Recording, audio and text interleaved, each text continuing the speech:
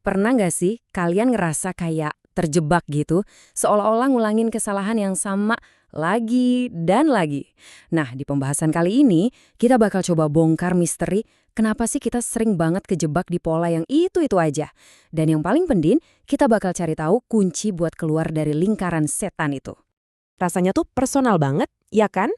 Kayak hidup kita ini semacam kaset rusak yang muterin lagu yang sama terus-terusan dan kita nggak tahu di mana tombol stopnya. Coba deh pikirin, mungkin polanya ada di hubungan yang ujung-ujungnya selalu sama orang dengan tipe yang sama. Atau mungkin di masalah keuangan yang kayaknya nggak ada habisnya. Bisa juga pertengkaran yang sama dengan topik yang sama diulang terus. Atau bahkan pekerjaan yang kok akhirnya selalu sama persis. Ini tuh nggak cuma capek, tapi bener-bener bikin frustrasi kan?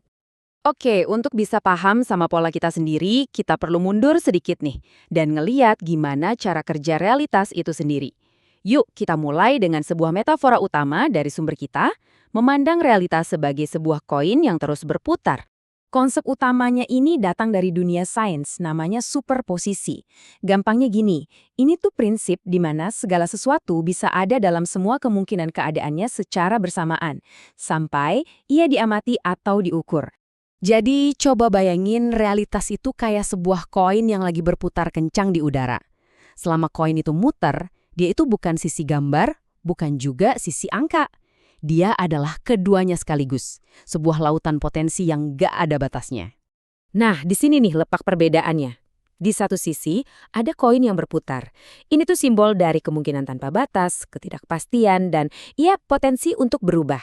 Tapi di sisi lain, ada koin yang udah jatuh. Inilah realitas kita yang stagnan. Pola yang terus kita ulangi, yang rasanya pasti dan kayaknya nggak bisa diubah lagi. Terus, pertanyaan besarnya sekarang adalah, kalau realitas itu emang kayak koin yang berputar, apa dong yang bikin dia berhenti dan jatuh? Dan yang lebih penting, kenapa dia sering banget jatuhnya di sisi yang justru nggak kita mau?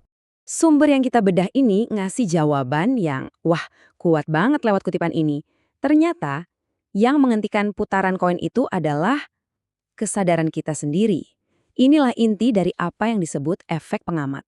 Jadi prosesnya kira-kira begini. 1.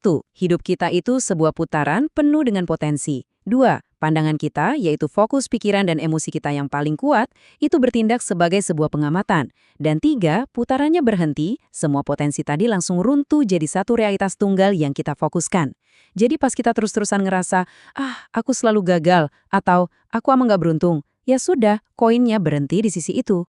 Nah, ini jadi bikin kita mikir ya, apakah alam semesta ini sebenarnya mihak kita?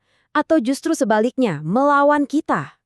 Menurut sumber kita, jawabannya ternyata bukan dua-duanya. Alam semesta itu pada dasarnya netral. Dia nggak ngejudge niat kita baik atau buruk. Dia cuma ngerespons kemana energi kita paling fokus, paling kuat. Oke, dan di sini nih ada satu kali insight yang mungkin bakal bikin kalian kaget. Ternyata emosi negatif yang intens, kayak rasa marah, benci, atau keinginan buat menghancurkan sesuatu, itu bisa mewujudkan hasil jauh lebih cepat. Energi untuk menghancurkan kegagalan itu seringkali lebih dahsyat dan lebih fokus daripada energi untuk sekedar menarik keberhasilan. Gimana? Menarik banget kan idenya? Oke, sekarang kita udah mulai paham masalahnya dan gimana mekanismenya bekerja. Jadi pertanyaan paling pentingnya sekarang, gimana caranya kita memutusin siklus ini? Gimana caranya bikin koin yang udah telanjur jatuh itu berputar lagi? Tujuannya sebenarnya simpel. Kita mau bikin koin yang udah jatuh, alias pola hidup kita yang statis itu, kembali berputar. Nah, praktek-praktek seperti refleksi diri yang mendalam atau bahkan ritual tertentu, tujuannya sebenarnya sama. Mengambil situasi yang udah beku dan melemparnya kembali ke lautan kemungkinan. Nah, sumber kita ini ngasih cara praktis buat ngediagnosis masalahnya. Ada 2 langkah. Pertama, coba cari tahu asal-usul polanya. Tanya ke diri sendiri, kapan sih ini mulanya? Seberapa sering ini kejadian? Kedua, identifikasi penyebabnya. Coba petakan apa aja alasan teknis dan non-teknis di baliknya. Biar gampang, yuk kita lihat contohnya langsung. Misalnya, polanya selalu ditipu dalam bisnis. Penyebab teknisnya mungkin simpel, nggak pernah pakai kontrak tertulis.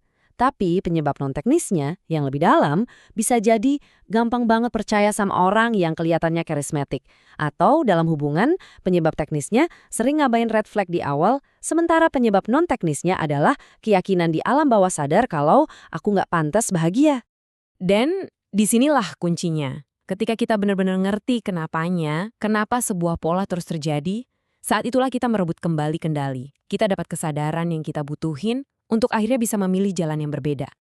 Dan intinya, ya ini, cuma butuh satu pilihan baru yang kita buat dengan sadar, yang dasarnya dari pemahaman diri tadi, untuk jadi titik awal perubahan segalanya. Jadi, aku mau tinggalin kalian dengan satu pertanyaan buat direnungin. Kalau sekarang kalian tahu cara membuat koin itu berputar lagi, mengembalikannya ke lautan, kemungkinan. Realitas seperti apa yang bakal kalian pilih untuk kalian lihat? Realitas mana yang akan kalian wujudkan?